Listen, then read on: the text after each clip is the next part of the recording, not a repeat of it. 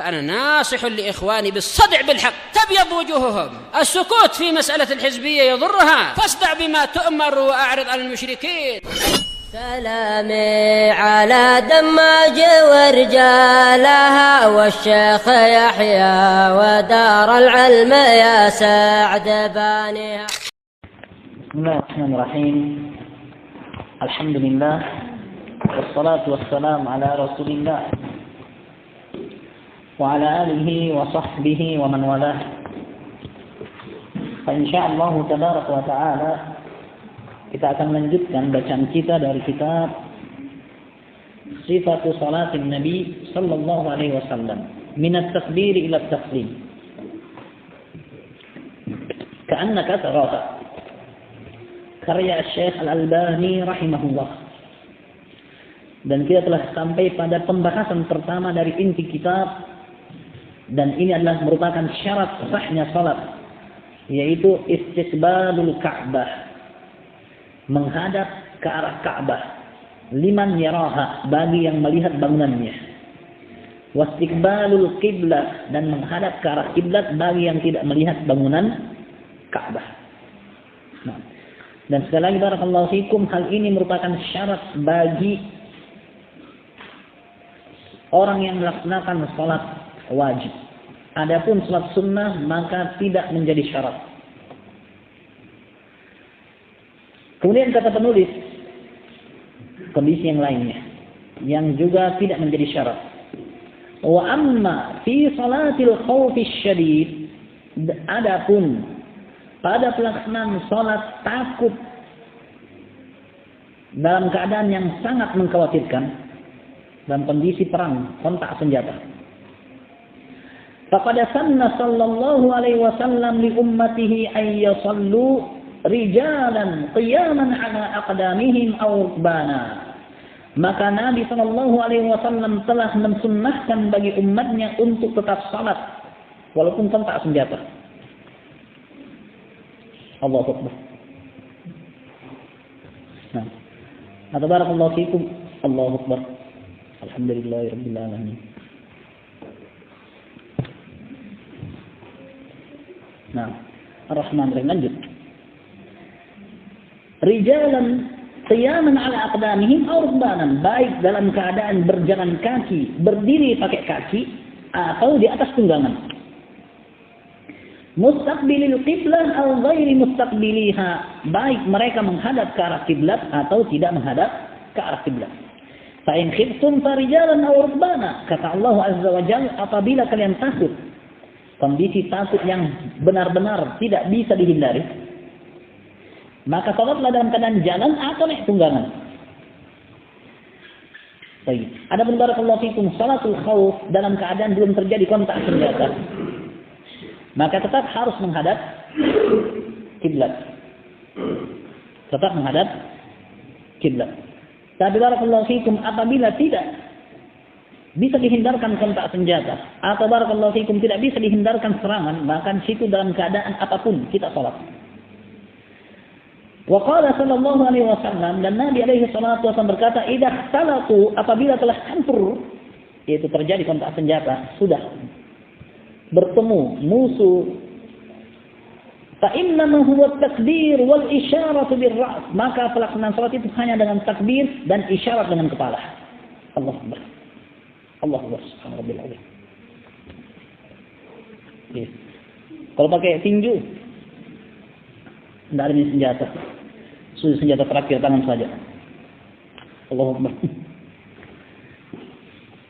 Dan ini barakallahu fikum dalam kondisi di mana barakallahu fikum dikhawatirkan waktu salat lewat.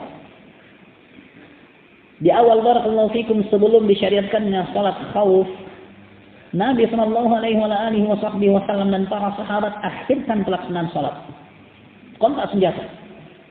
Tapi syariat pelaksanaan salat khauf belum ada. Maka mereka pun melaksanakan salat di waktu maghrib, salat asarnya. Maka Nabi alaihi salatu wasallam pun mendoakan mereka dengan kebinasaan. Mana Allahu kuburahum wa buyutahum nara kama syaghaluna an salatil wusta, salatul asr.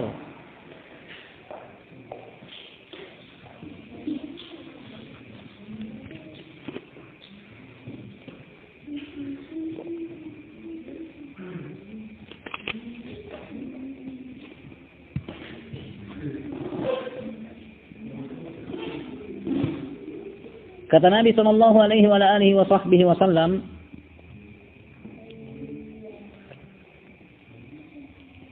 semoga Allah Azza wa Jalla memenuhi rumah-rumah dan kuburan-kuburan mereka dengan api, sebagaimana mereka telah menyibukkan kami dari pelaksanaan salat asar, yaitu salat wusta. Nah, syahid barakallahu fikum, sebelum datangnya syariat melaksanakan salat khauf, salat takut, maka Nabi mengakhirkan salat. Wa kana sallallahu alaihi wasallam yaqul, dan dahulu Nabi alaihi salatu wasallam berkata, ma bainal masyriq wal maghrib qiblah, antara timur dan barat adalah kiblat. Itu bagi orang yang dalam keadaan takut. Wa qala Jabir radhiyallahu anhu, dan Jabir radhiyallahu anhu berkata, kondisi berikutnya. Kita sudah mengambil beberapa kondisi. Perkara pertama barakallahu fikum, istiqbalul qiblah, menghadap kiblat itu syarat sahnya salat wajib. Bukan pada salat sunnah. Berikutnya barakallahu fikum, kewajiban atau syarat istiqbalul qiblah terangkat bagi orang yang dalam keadaan sangat takut, sehingga dia melaksanakan sholat takut yang sangat dikhawatirkan. Di sini barakallahu fikum syarat itu juga terangkat. Jelas? Kemudian barakallahu fikum, qala Jabir radhiyallahu anhu, kondisi yang berikutnya. Kunna ma'a Rasulillah sallallahu alaihi wasallam fi masiratin aw sariyatin. Dahulu kami bersama Rasulullah sallallahu alaihi wasallam dalam suatu perjalanan atau dalam satu pasukan. Fa'asabana ghaimun, maka kami pun mendapati kabut. Fataharraina wa ikhtalafna fil qiblah, kami pun berusaha untuk mencari tahu dan kami berselisih arah kiblat. Kondisi barakallahu fikum tidak memungkinkan untuk mengetahui dengan tepat di mana arah kiblat. Lihat langit, lihat bintang, tidak ada mana timur mana barat. Wa bin nujumi hum yahtadun, dengan rasi bintang mereka bisa dapat petunjuk arah. Tapi saat itu barakallahu fikum mendung kabut, tidak bisa lihat juga bintang mana bulan. Baik. Sehingga barakallahu fikum mereka berselisih, kita mau salat ini. Dan kondisi barakallahu fikum wajib menghadap kiblat, tapi mereka tidak tahu di mana nih kiblat. Fa qalla kullu rajulin minna ala hidah, maka masing-masing dari kami salat sendiri-sendiri arahnya. Arahnya beda-beda. Kenapa? Saya lihat dari sini kiblat. Enggak, di situ kiblat. Wes saya di sini kiblatku itu. Satunya sana kiblatnya. Faja'ala ahaduna yakhuttu baina yadayhi lina'lama amkinatuna, maka salah satu di antara kami pun sengaja garis di depannya agar bisa memberi tanda di mana arah kami sekarang. Ingin tahu bagaimana posisinya nanti kalau sudah hilang kabutnya, hilang mendungnya, kita tahu itu benar atau salah. Dikasih tanda. Yakhuttu baina yadayhi lina'lam amkinatina. Dia menggaris di depannya agar dia tahu di mana posisinya. Falamma asbahna nadarna, maka begitu kami mendapati pagi hari, kami pun memperhatikan garis tersebut. Fa idza nahnu shallaina ala ghairil qiblah, ternyata kami salat tidak menghadap kiblat. Fa dzakarna dzalika lin nabi, lalu kami menyebutkan hal itu kepada Nabi. Falam ya'murna bil i'adah, Nabi tidak memerintahkan kami untuk mengulangi salat, menunjukkan bahwa ma'at tahari, apabila seseorang sudah bersungguh-sungguh cari tahu arah kiblat dan dia sudah ijtihad mendapatkannya ternyata salah, barakallahu fikum, maka tidak perlu mengulangi salat. Maka tidak perlu mengulangi salat. Hilang arah, GPS mati, di daerah tidak ada signal, cari arah kiblat tidak tahu, sudah malam ini. Kemudian kebetulan barakallahu fikum naik di gunung, kadang tikungannya 180 derajat. Tikungan berikutnya juga, saya tidak tahu yang mana timur mana barat ini. Dan rata-rata barakallahu fikum di tikungan-tikungan seperti banyaknya di batas. Di batas tidak ada signal. Masuk waktu salat. Lihat GPS tidak tahu. Dan rata-rata barakallahu fikum gunung sering kabut. Tikungan-tikungan di batas kabut. Saya nggak bisa lihat juga mana bintang, mana ini dan itu. Dan kondisi seperti ini barakallahu fikum, yataharra, dia bersungguh-sungguh cari arah kiblat. Lalu dia tentukan yang mana kira-kira yang paling dekat, dia salat. Kalau benar alhamdulillah, kalau tidak alhamdulillah juga. Kenapa? Salatnya sah. Kalau benar alhamdulillah itu yang diinginkan, kalau tidak tetap alhamdulillah salatnya sah. Falam ya'murna bil i'adah, karena Nabi tidak memerintahkan kami untuk mengulanginya. Demikian juga barakallahu fikum seperti di atas kapal. Yang mana barakallahu fikum kadang-kadangnya perahu bagi para nelayan dia terombang-ambing oleh ombak dalam kondisi gelap, tidak ada bintang. Nah, di situ dia berusaha cari arah kiblat. Dia salat. Kalau tetap alhamdulillah, kalau tidak juga alhamdulillah. Wa qala, dan Nabi mengatakan, qad ajza'at salatukum, salat kalian itu sah. Nabi katakan, salat kalian sah. Wa kana sallallahu alaihi wasallam yusalli nahwa Baitul Maqdis. Dan dahulu Nabi sallallahu alaihi wasallam salat menghadap arah Baitul Maqdis. Al-Ka'bah baina yadayhi, dan Ka'bah itu di hadapannya, antara beliau dan juga Baitul Maqdis dijadikan Ka'bah. Qabla an tanzila hadhihi al-ayah, sebelum ayat ini turun, qad nara taqalluba wajhika fis sama', sungguh kami telah melihat wajahmu mengadang-adang ke arah langit. Falanwalliyannaka qiblatan tardaha, maka sungguh kami akan mengamalkan engkau ke arah kiblat yang kamu senangi, yaitu Ka'bah. Fawalli wajhaka syatral Masjidil Haram, maka arahkanlah wajahmu, yaitu arahmu, ke arah Masjidil Haram. Dan Allah tidak mengatakan ke arah Ka'bah, tapi mengarah ke Masjidil Haram. Nah, dan ini sekali lagi barakallahu fikum bagi yang tidak melihat bangunan Ka'bah. Falamma nazalat istaqbala al-Ka'bah, begitu ayat ini turun maka Nabi pun menghadap ke arah Ka'bah. Fa bainama an-nasu bi Quba fi salatis subhi, maka di tengah-tengah para manusia di Masjid Quba pada pelaksanaan salat subuh, idja'ahum asim, datanglah kepada mereka seseorang. Faqala, lalu berkata, inna Rasulullah sallallahu alaihi wasallam qad unzila alaihi lailah Qur'an, bahwasanya Rasulullah telah diturunkan atas beliau malam ini Al-Qur'an.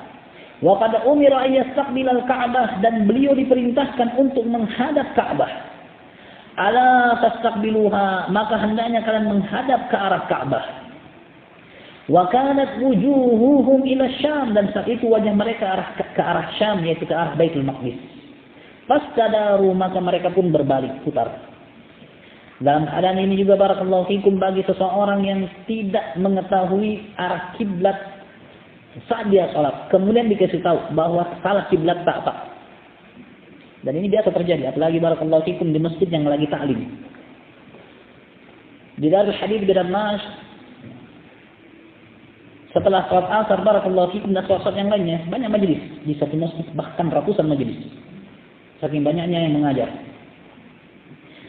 Dan di antara pelajaran itu barakallahu fikum, suatu ketika kami belajar di bagian arah belakang kiblat.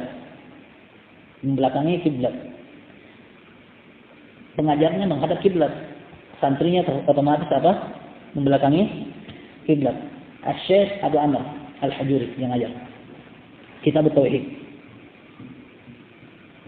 Syarahnya Ibnu Utsaimin yang dibaca saat itu. Di tengah-tengah barakallahu fikum kita lagi serius belajar, tiba-tiba Syekh astagfirullah. Lalu kata isyarat. Kita mengarah barakallahu fikum, ternyata salah satu salat menghadap ke beliau.